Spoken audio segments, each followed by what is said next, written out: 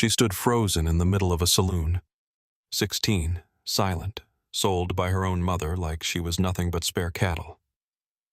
The madam snapped her fan. The men stared. And just as she braced for the next command, a stranger limped out of the shadows, reached for her hand, and said one word: "No." But what happened next will shock even those who thought they'd seen everything. But first, let's go back to the beginning. The sun in Sagebrush Hollow didn't set. It sank, slow and mean, dragging every color down with it. Rusted gold gave way to ash gray, as if the day itself didn't want to see what was happening on the edge of town. That's where Ruthie Miller stood, 16, silent and invisible even in plain sight, next to the mother who'd given her life and now, without flinching, was giving her away. Nancy Miller didn't cry. She didn't tremble. She signed her daughter's name into the brothel's ledger like she was closing out a grocery bill. Her fingers, calloused from years of hard living, pressed the pen so hard the paper nearly tore. "This world don't feed itself, Ruthie," she muttered. "You're a woman now. Act like one." She never looked up. Not once. Ruthie didn't ask why. She already knew. They hadn't eaten meat in 3 weeks. The firewood pile was gone. Her father, long buried behind the church with a rusted cross and 2 misspelled words carved into it, had left debts behind, ones her mother never could crawl out from under. But still, Ruthie had believed there was a line Nancy wouldn't cross.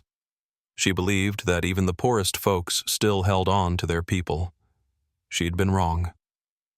Inside the painted mare, the air was thick with rosewater and spilled whiskey. The madam, Evelyn Ross, looked Ruthie over like she was sizing up a colt at auction, checking teeth, posture, obedience. "She's pretty enough under all that dust," Evelyn said, pinching Ruthie's chin between 2 long fingers. "We'll scrub the girl into something fine. The regulars'll pay extra for that soft look." Ruthie's stomach twisted, but her face stayed still. She knew better than to show fear. Fear only gave them something to shape. They took her shawl, then her hair ribbon, then her name. "She's June now," Evelyn said. "Nobody needs to know more." That night, Ruthie lay on a cot in the back hallway, listening to heels clatter across wood floors and laughter with edges sharp as broken glass. Her fingers itched for the comfort of a needle and thread, for the quiet logic of stitching things back together. But her sewing kit was still at home, if home could still be called that. She didn't cry. Not because she was strong, but because crying meant you still had something left to lose. She didn't know how long she lay awake, only that no one came. Not until him. By the time Thomas Boone stepped through the doors of the painted mare, the sun had long ducked behind the hills, leaving only oil lanterns and thin smoke to warm the saloon's breath. He didn't swagger. He didn't speak. He just limped past the bar, one hand on his coat, the other curled in a half fist, like he'd forgotten how to rest. The piano player paused mid-note. Not out of fear, but out of recognition. Everyone knew Boone. Some said he'd once built pistols so clean they could cut through smoke. Others swore he fought for both sides during the war, always choosing the losing one. A few murmured he buried a wife out past Wichita, and the grief never left his boots. But what came through most wasn't what he'd done. It was what he carried. The kind of weight you don't put down, even when you stop moving. Boone said nothing when he sat. Back table, far from the noise. A cracked glass of water set in front of him, placed there by instinct, not request. Ruthie, now June, approached with her usual tight-lipped politeness. She didn't make eye contact. Didn't dare. That was lesson 1. But Boone didn't leer. Didn't lick his teeth like the others or glance at the lace at her collar. His gaze rose slow, steady, and then stopped. "You're not from here," he said. His voice wasn't gravel. It was soil. Deep, weathered, honest. She shook her head once. He nodded, thoughtful. Don't belong here either. It was a simple sentence, but it struck like thunder in a room full of flies. Ruthie felt something sharp and dangerous tug behind her ribs. It wasn't fear. It was recognition. For the first time in 7 days, someone saw her not as merchandise, but as a person. Not June, but Ruthie. The girl with the quilt half finished, the thread calluses, the soul still clawing toward something. Boone didn't rush. He simply slid his hand across the table. Palm up, scarred, waiting. You want to leave? She didn't answer with words. She didn't need to.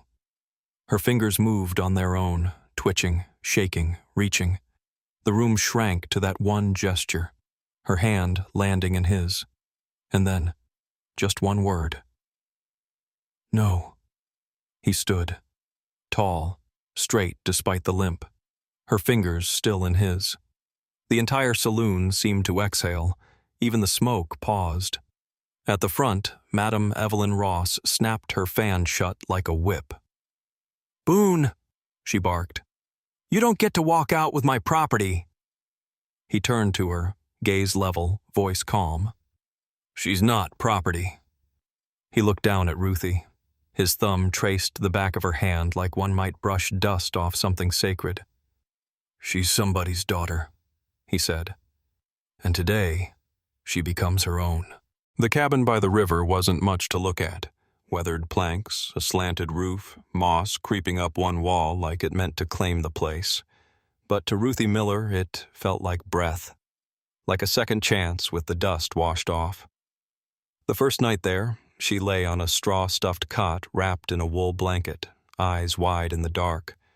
She didn't cry, didn't move, just listened to the silence, real silence.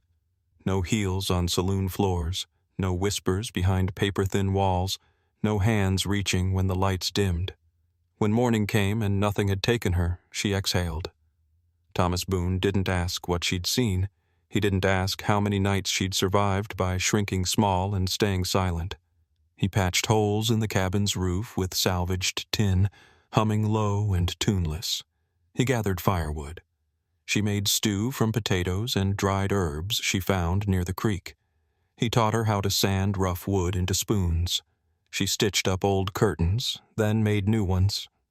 He didn't speak often, but each night he pulled out a battered book of poems with yellowed pages and a broken spine.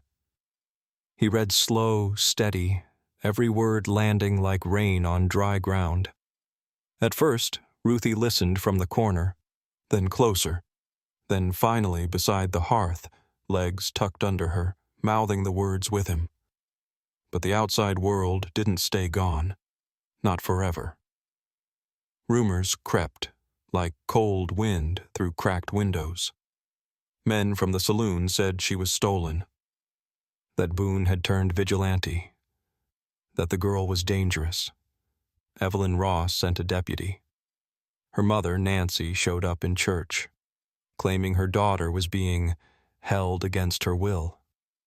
Ruthie didn't flinch. She went to town. She walked down Main Street in daylight, with her boots scuffed but firm and her shoulders back.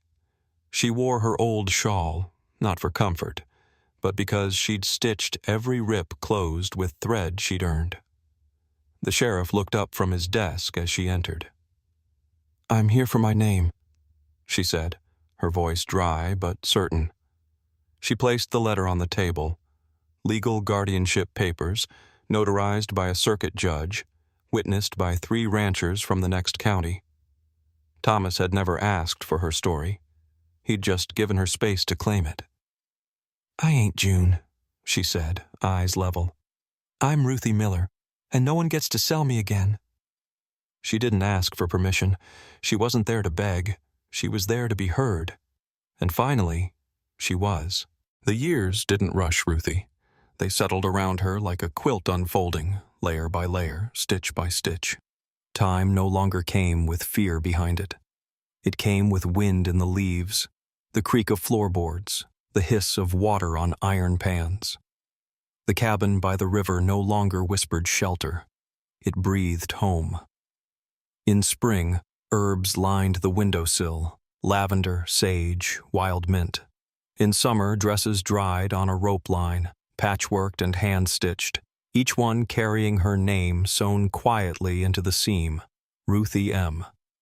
In fall, children gathered by the creek bank, where she sat on a wooden bench, teaching them letters with a piece of charcoal and a stack of flour sacks torn into makeshift parchment. A is for alive, she sometimes thought, smiling to herself. People still talked.